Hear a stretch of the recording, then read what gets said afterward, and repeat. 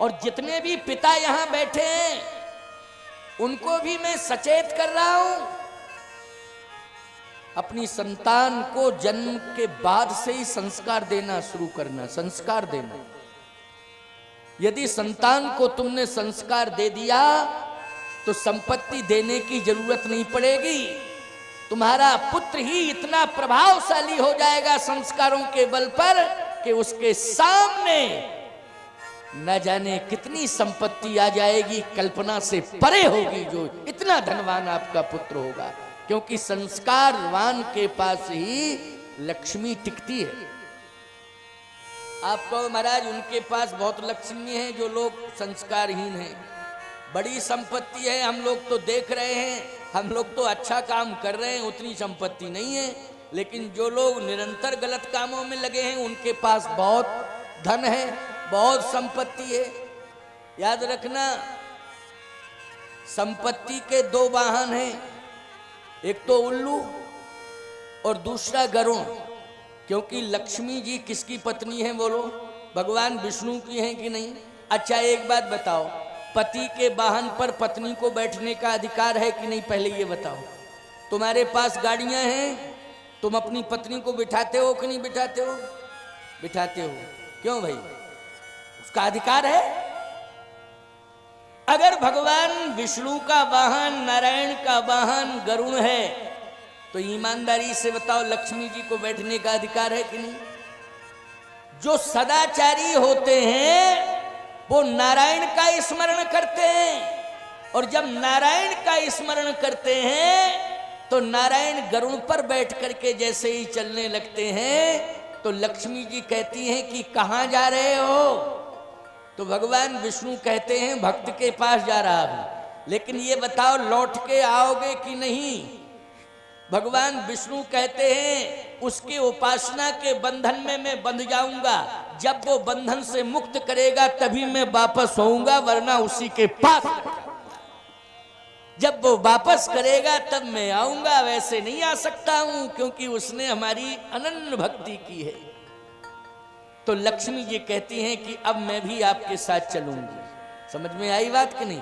लक्ष्मी जी कहती हैं अब मैं भी आपके साथ चलूंगी, क्योंकि शायद उस भक्त ने आपको उपासना के बंधन में बांध लिया, भक्ति के बंधन में बांध लिया, तो मैं अकेले कैसे रहूंगी, इसलिए मैं आपके साथ चलूंगी। तो गरुड़ पर बैठ करके लक्ष्मी जी नारायण के साथ आती हैं। समझ में आई बात कि नहीं?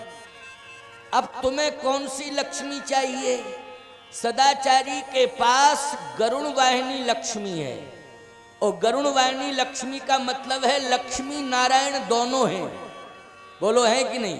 लेकिन जिन्होंने, याद रखना, केवल संपत्ति संपत्ति संपत्ति किसी तरह से मिले, संपत्ति संपत्ति पूरा जोर लगा लिया तो लक्ष्मी उल्लू पर बैठकर आ गई, और उल्लू ने उस व्यक्ति को अपनी गिरफ्त में ले लिया। आके जिसके पास लक्ष्मी आई तो किसने गिरफ्त में ले लिया? जल्दी बोलो। उल्लू ने। तो याद रखना, उस उल्लू ने जब लक्ष्मी को, उस उल्लू ने जब उसको संपत्ति कमाने वाले को अपनी गिरफ्त में लिया तो याद रखना उल्लू जैसा काम वो करने लगा, और जब उल्लू जैसा काम करने लगा तो लक्ष्मी जी नाराज हो गई, और नाराज हुई तो धीरे धीरे धीरे धीरे धीरे धीरे लक्ष्मी जाने लगी। याद रखना, आपने देखा होगा बड़े बड़े अरबपति खरबपतियों के मकानों पर बुलडोजर चल रहा है, लक्ष्मी निकल रही, क्योंकि उल्लू थे। क्या थे? उल्लू थे। बोलो थे उल्लू की नहीं? बिना सोचे समझे संपत्ति कमाई कि नहीं कमाई? अनधिकृत रूप से संपत्ति कमाई कि नहीं कमाई? और आज क्या हो रहा है? आज बुलडोजर चल रहा है। बोलो चल रहा है कि नहीं चल रहा है? तो ईमानदारी से बताओ, तुम्हारे ऊपर भगवान की कृपा की बरसात होती रहे, ऐसी लक्ष्मी तुम्हें चाहिए कि नहीं चाहिए? कि वो लक्ष्मी चाहिए कि बाद में बुलडोजर चले? ऐसी लक्ष्मी नहीं चाहिए कि बाद में बुलडोजर चल जाए। लक्ष्मी जी तो चली जाएंगी लेकिन बुलडोजर सफाया कर देगा। बोलो भाई, इसलिए मैं कहना चाहता हूं सदाचारी बनो। आचारहीनम न पुनंति वेदः। आचारहीन मनुष्य को वेद स्वीकार नहीं करता है, वेद मानी भगवान स्वीकार नहीं करता है। याद रखना, आचरणवान बनो। आज ऐसे पिता का त्याग कर रही है सती जिसने संस्कार नहीं दिया। उसका नाम है दक्ष। दक्ष का एक अर्थ होता है चतुर। क्या अर्थ होता है? चतुर। याद रखना, चतुर होना गलत बात नहीं है, लेकिन चतुर चालाक होना गलत बात है। चतुर होना तो ठीक है।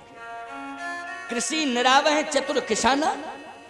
तुम सब किसान हो, बोलो चतुर हो कि नहीं? तुलसीदास जी कह रहे कृषि निरावह चतुर किसाना। चतुर होना गलत नहीं है, लेकिन चालाक होना गलत है। सीधी सी बात। दक्ष के जीवन में यही विडंबना जुड़ गई थी कि अपनी चतुरता के आगे किसी को मानता ही नहीं था वो। यहां तक कि उसने भगवान को ही स्थान नहीं दिया। अभिमान की चरम सीमा पर पहुंच गया दक्ष।